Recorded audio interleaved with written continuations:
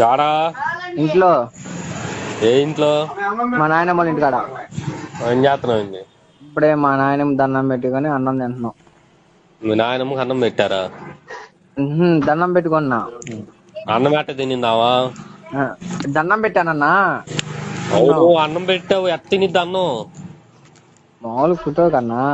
ఫోటోకి అన్నం పెట్టావా? ఆడ పెట్టాం. ఆడ పెడితే ఆమె తినిందా వచ్చి?